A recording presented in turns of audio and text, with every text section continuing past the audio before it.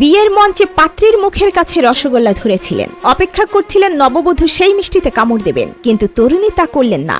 উল্টে পাত্রের হাত থেকে টেনে নিয়ে ফেলে দিলেন সেই মিষ্টি। তারপরেই এক কাণ্ড ঘটিয়ে বসলেন পাত্র, আর তা নিয়ে হইচই পড়ল বিয়েবাড়ি জুড়ে। কিন্তু কি এমন করলেন তিনি?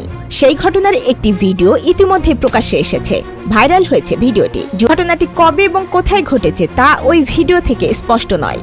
ভাইরাল সেই ভিডিওয় দেখা গিয়েছে বিয়ের সাজে মঞ্চে দাঁড়িয়ে রয়েছেন পাত্র এবং পাত্রী। পাত্রের হাতে একটি রসগোল্লা ধরা রয়েছে, মিষ্টিটি পাত্রীর মুখের দিকে এগিয়ে দিয়েছেন তিনি, কিন্তু নববধূ মিষ্টি না খেয়ে মুখ ঘুরিয়ে রেখেছেন অন্যদিকে। এরপর বরের হাত থেকে রসগোল্লা নিয়ে ছুঁড়ে ফেলে দেন তিনি, চলে যান মঞ্চ থেকে। আর তা দেখে ব্যথিত বর মুখের ভিতর থেকে পাত্রীর খাওয়ানো মিষ্টি বার করে আনেন, তিনিও ছুঁড়ে ফেলে দেন সেটি। ভাবখানা এমন যেন তিনি আগে থেকেই জানতেন যে পাত্রী তার হাত থেকে মিষ্টি খাবেন না, আর সে কারণে তিনিও না খেয়ে মুখের ভিতর রেখে দিয়েছেন রসগোল্লাটি। পাত্রের সেই কাণ্ড দেখে অবাক চোখে তার দিকে তাকিয়ে থাকেন আত্মীয় স্বজন থেকে শুরু করে অতিথিরা। সেই ভিডিও প্রকাশ্যে এসেছে। ভাইরাল সেই ভিডিওটি পোস্ট করা হয়েছে ঘরকা কলেজ নামক এক্স হ্যান্ডেল থেকে। 13 সেকেন্ডের ভিডিওটি ইতিমধ্যেই বহু মানুষ দেখেছেন, প্রায় 10 লক্ষ বার দেখা হয়েছে সেটি।